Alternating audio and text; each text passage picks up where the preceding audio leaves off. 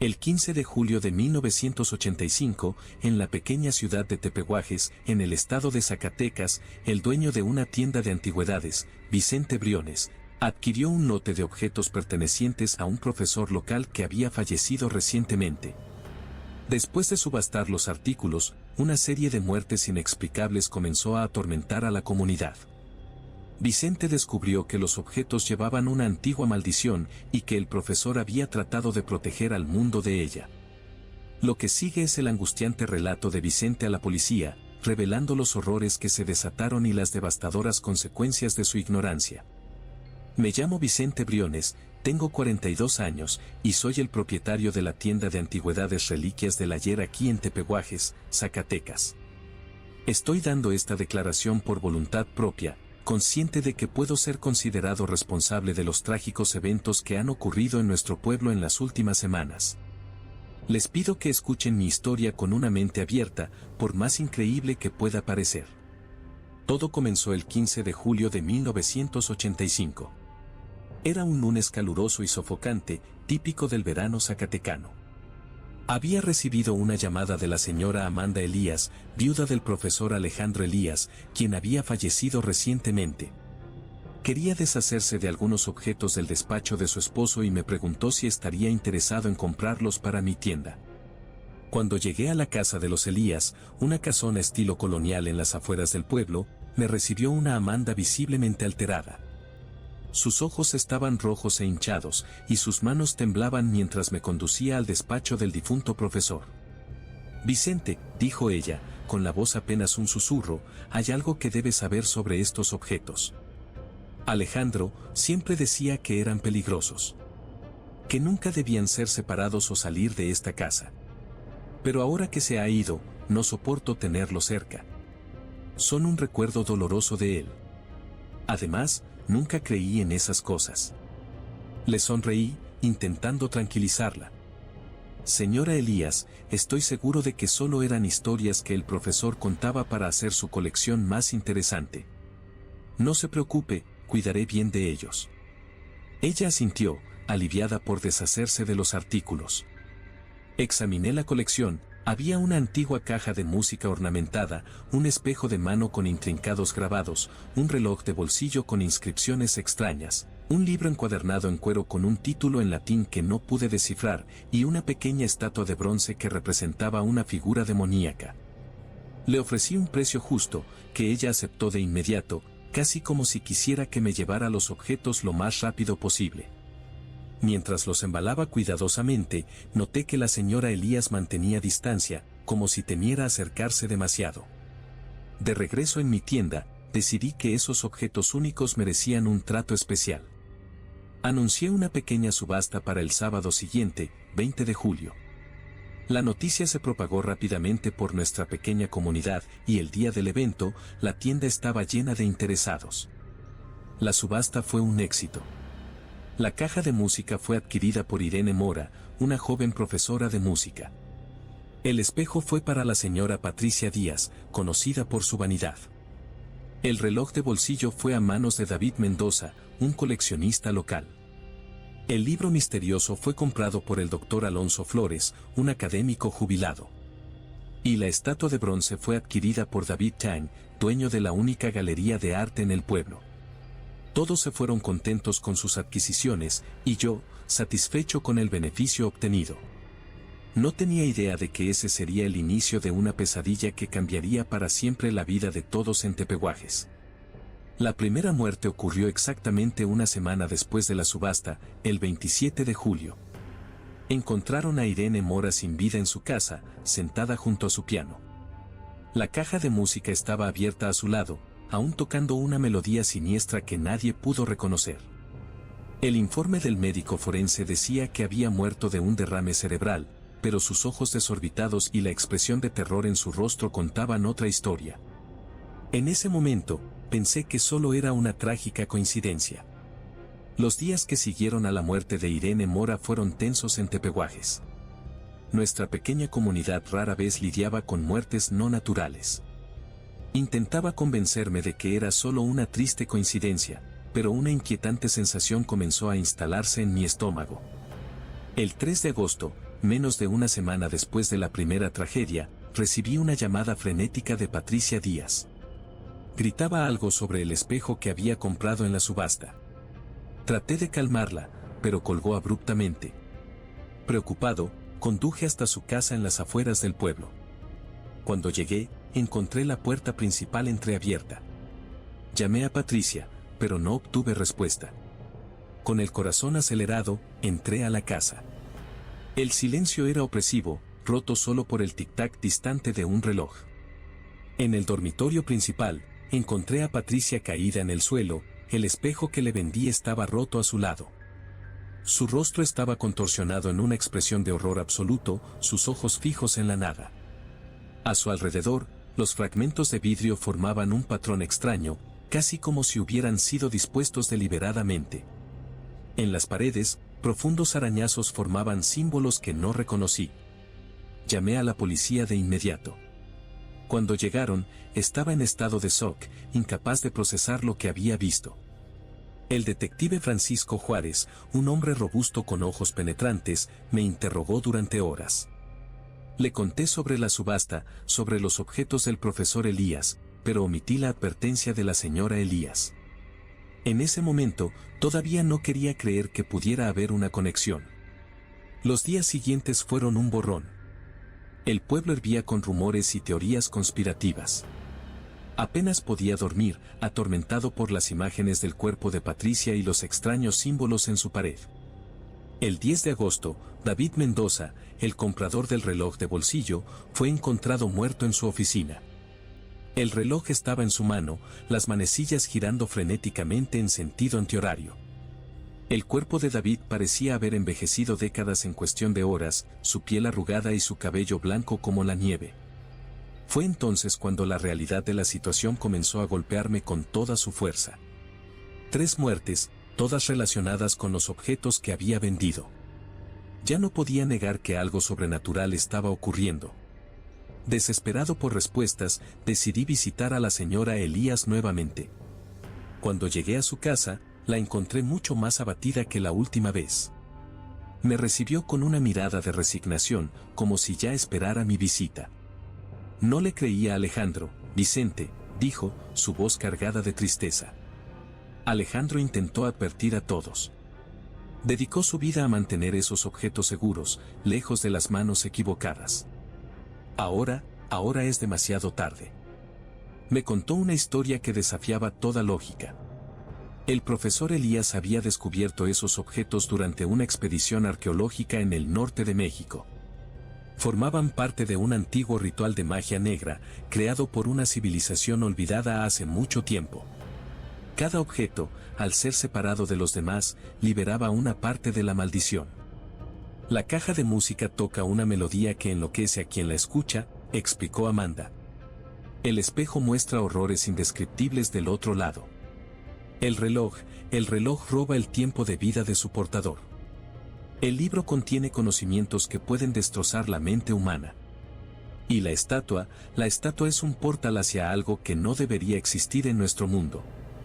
Escuchaba, incrédulo, pero incapaz de negar la evidencia ante mis ojos. ¿Qué podemos hacer?, pregunté, con la voz temblorosa. Amanda negó con la cabeza tristemente. Alejandro creía que la única manera de romper la maldición era reunir todos los objetos y realizar un ritual específico. Pero nunca logró descifrar completamente las instrucciones. Y ahora los objetos están dispersos, causando destrucción. Salí de la casa de los Elías con la mente en caos. Tenía que hacer algo, tenía que intentar reparar el error que había cometido. Pero mientras conducía de regreso al pueblo, no tenía idea del horror que aún estaba por venir. El peso de la culpa y el miedo me consumían mientras conducía de regreso a Tepehuajes. Las calles, antes tan familiares y acogedoras, ahora parecían sombrías y amenazantes. Cada sombra, cada ruido repentino me hacía sobresaltar. La maldición que inadvertidamente había liberado se estaba propagando como un cáncer por nuestra pequeña comunidad. Mi primera parada fue en la casa del doctor Alonso Flores, el comprador del libro misterioso. Cuando llegué, encontré a su esposa, Marta, llorando en la terraza. El doctor Flores se había encerrado en su despacho durante días, murmurando incoherencias sobre verdades cósmicas y realidades más allá de la comprensión. No come, no duerme, sollozó Marta. Solo está allí, leyendo ese maldito libro una y otra vez.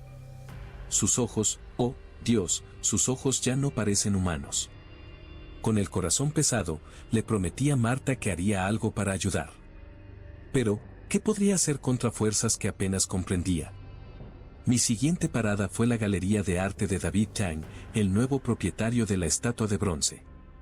El lugar estaba extrañamente silencioso cuando entré. Las luces parpadeaban intermitentemente, creando sombras danzantes en las paredes. En el centro de la galería, encontré a David. Estaba de pie, inmóvil, frente a la estatua demoníaca. Sus ojos estaban vidriosos, fijos en la figura de bronce.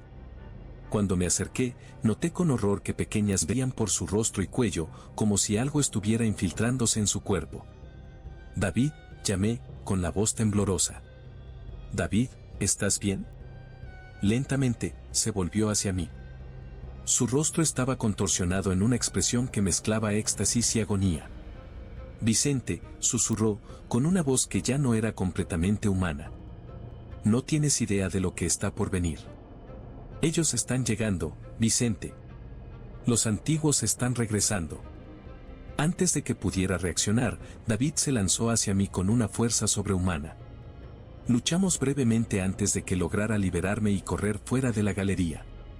Mientras huía, escuché un grito agonizante proveniente del interior, seguido por un silencio sepulcral.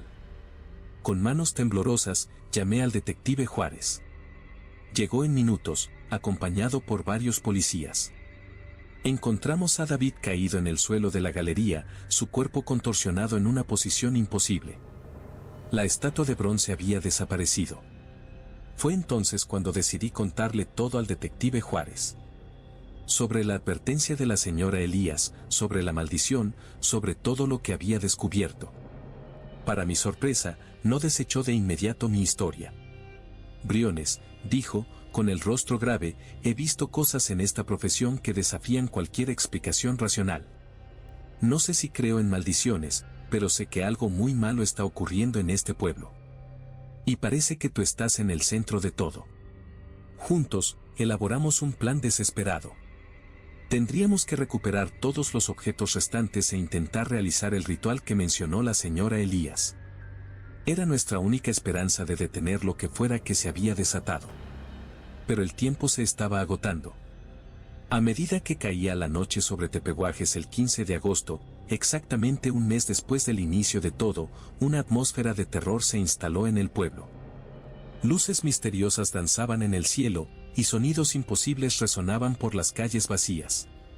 Nuestra frenética búsqueda de los objetos nos llevó de regreso a la casa del doctor Flores. Forzamos la puerta de su despacho para encontrarlo sentado en una silla, el libro abierto en su regazo. Sus ojos estaban completamente blancos y una sonrisa perturbadora congelada en su rostro. Cuando tomamos el libro, las páginas comenzaron a moverse solas, las letras reorganizándose para formar mensajes aterradores en lenguas que no deberían existir. El detective Juárez, con manos temblorosas, colocó el libro en una bolsa. Nuestra siguiente parada fue la casa de David Mendoza para recuperar el reloj. Lo encontramos aún en la mano del cadáver momificado, las manecillas ahora girando tan rápido que eran solo un borrón. Con 3 de los 5 objetos en nuestro poder, nos dirigimos a la casa de los Elías para el ritual. Todo el pueblo parecía estar conteniendo la respiración, esperando lo que vendría a continuación. La noche del 15 de agosto de 1985 quedará grabada para siempre en mi memoria como la más larga y aterradora de mi vida. El cielo sobre Tepehuajes se había transformado en un torbellino de nubes negras, cortadas ocasionalmente por relámpagos de un rojo antinatural. El aire estaba pesado, cargado de una energía siniestra que me hacía erizar la piel. Cuando llegamos a la casa de los Elías, encontramos a Amanda esperándonos en la terraza. Su rostro estaba pálido, pero decidido. ¿Lo consiguieron?, preguntó, con la voz apenas audible. Asentimos gravemente, mostrándole los objetos que habíamos recuperado, el libro, el reloj y la caja de música que habíamos encontrado en la casa de Irene Mora. Aún faltaban el espejo y la estatua de bronce. Debemos actuar rápido, dijo Amanda, guiándonos dentro de la casa. La barrera entre los mundos se está debilitando a cada minuto. En el centro de la sala, Amanda había preparado un círculo de sal y velas negras. Símbolos extraños, similares a los que vi en la pared de Patricia Díaz, estaban dibujados en el suelo con lo que parecía ser sangre seca. Coloquen los objetos en el centro del círculo, instruyó Amanda. El ritual debe comenzar a la medianoche en punto. Mientras esperábamos, el detective Juárez me apartó a un lado. Briones, dijo, con voz tensa, si esto sale mal. Si no logramos detener lo que sea que está ocurriendo, quiero que salgas del pueblo. Lleva a cuantas personas puedas. ¿Entendido? Tragué saliva y asentí. El peso de la responsabilidad por todas esas vidas caía sobre mis hombros como plomo. A medida que pasaban los minutos, la atmósfera en la sala se volvía cada vez más opresiva.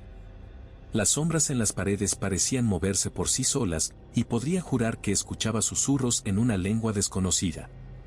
Faltando solo 5 minutos para la medianoche, escuchamos un estruendo proveniente de la puerta principal.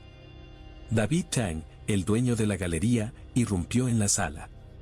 Su cuerpo estaba cubierto por esas venas negras que había visto antes, y sus ojos brillaban con una luz sobrenatural. «No pueden detenerlos», gritó, su voz distorsionada e inhumana. «Los antiguos regresarán, y este mundo será suyo».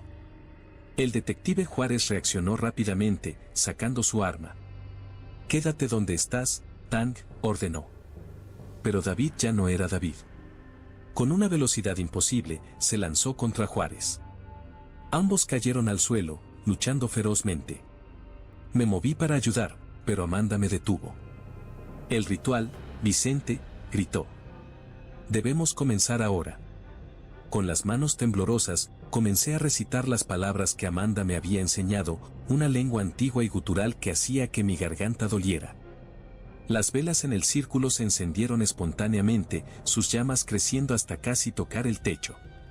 Los objetos en el centro del círculo comenzaron a vibrar y a emitir un resplandor etéreo.